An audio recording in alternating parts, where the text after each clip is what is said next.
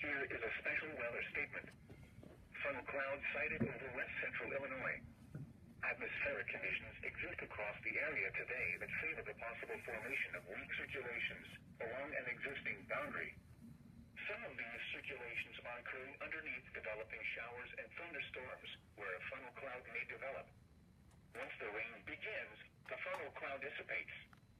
Low-hanging clouds can also appear to dip up and down at times, but they will not show signs of any rapid rotation.